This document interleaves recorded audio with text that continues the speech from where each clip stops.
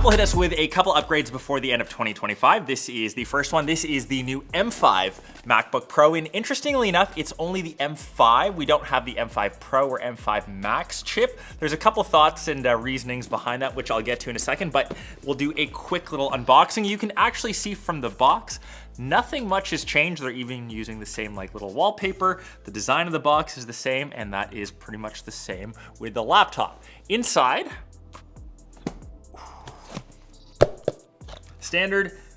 You can still get it in the two color options, space black or silver. We've got just a standard USB-C cable with the little MagSafe charger on the end. Of course, color match depending on which color of the MacBook that you get. Designed by California in Apple. I feel like I haven't said that in a while. If you're new to the channel, you know. You can also spec it with a nano texture display, and if you do that, you get the little polishing cloth. Obviously that costs extra for the nano texture display, I guess. On the flip side, you get this warranty info, user manuals, etc., and a 70-watt charger. You can upgrade this for around like 10 bucks US, $16 like Canadian to the 96-watt charger, which in my opinion is a no-brainer because if you buy this separately, it's like $60 or like $95 Canadian. So buy the extra charger or buy the 96-watt charger. It will obviously charge your device faster. That is it for the unboxing. And obviously the best part, getting the actual laptop up. Setup was pretty easy. And as you set this up, it has macOS Tahoe pre-installed. So you have all the benefits of liquid glass. It looks pretty clean.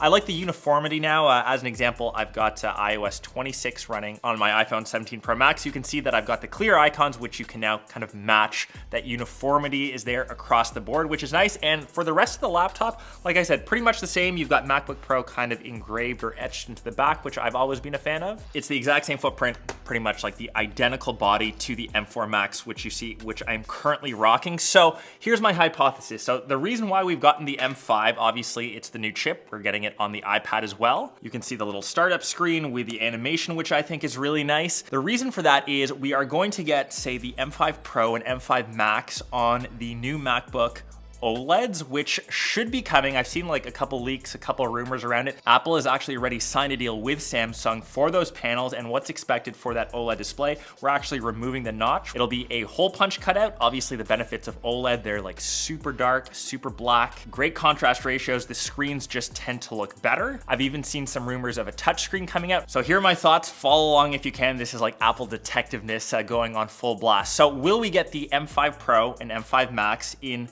the old body, like this kind of design, like early next year, maybe even like WWDC? Or will they wait for the M6 chip to launch with the new OLED displays? Because from what we've seen, that will get kind of released at the end of 2026. So it's kind of like anyone's guess if Apple will reserve the M5 Pro, M5 Max for the new chip. Will they come out with like the M6, M6 Pro with the new OLEDs?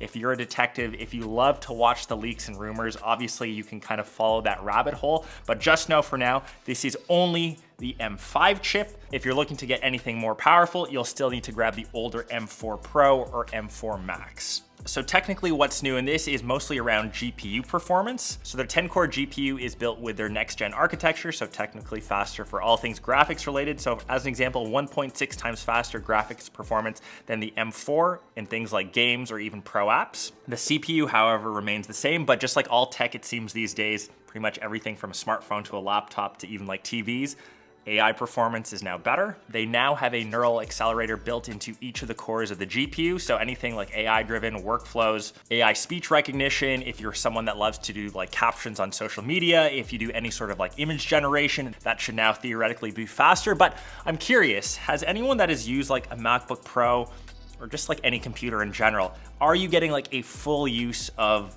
your AI daily tasks? Like other than say asking ChatGPT a specific question, do you use AI like in your actual workflow? I'd love to hear your guys' input because as like a creator, I still do a lot of like the brunt, say like editing work myself. I don't really do any AI stuff. Maybe like for CapCut, I'm generating captions, maybe like some magnetic masking, but I still haven't really found like a good use case for it. But if you do use AI, once again, Let me know, maybe you'd love this. One thing that actually gets like good use though, which you will notice like on the daily basis, is the battery life. So because of the new efficiencies of obviously M5 and those new chips, the battery is more efficient. So it's gotten better by 2 extra hours, say like video playback before on the older like M4s, that was like 22 hours. Now it is 2 hours better at 24 hours. So literally an entire day's use. But I will say nothing comes close to MacBook like battery life. They are just like on a different level. I know Windows claims that their battery life can be like all day, but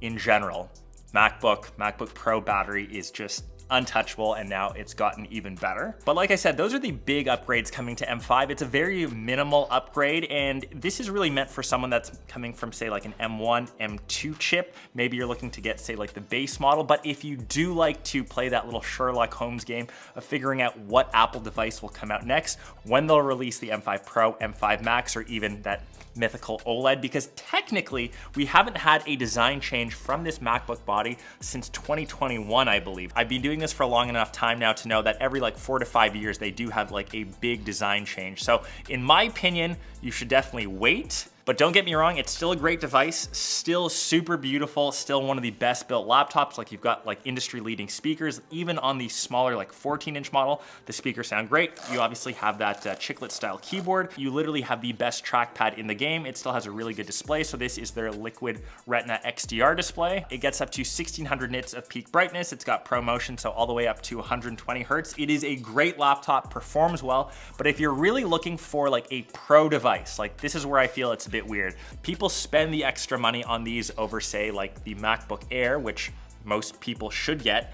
If you're getting a Pro model, you're likely gonna be getting the Pro chip. As an example, M4 Max chip, 128 gigs of RAM, obviously way overkill, but you can't even spec this with more RAM on the base M5 as an example. You'll have to wait, once again, till that M5 Pro or M5 Max chip comes. This only goes up to 32 gigs, which once again is a lot, but if you are paying for this, as an example, the base like M5, that still remains the same price. That's $15.99 US or $20.99 Canadian. This spec has 32 gigs of RAM, 4 terabytes of space, which once again, never pay Apple for that extra storage. This will run you $3,200, $31.99 US or $47.50 Canadian, which is a lot of money. If you are looking to get the base M5 MacBook Pro, stick to the base model. I know that only comes with 16 gigs of RAM. If you want to stretch and upgrade it, it's an extra 200 bucks like US, probably like 300 Canadian. That's kind of it. Don't spend any more extra money on other upgrades other than that $16 96 watt charger would be my recommendation.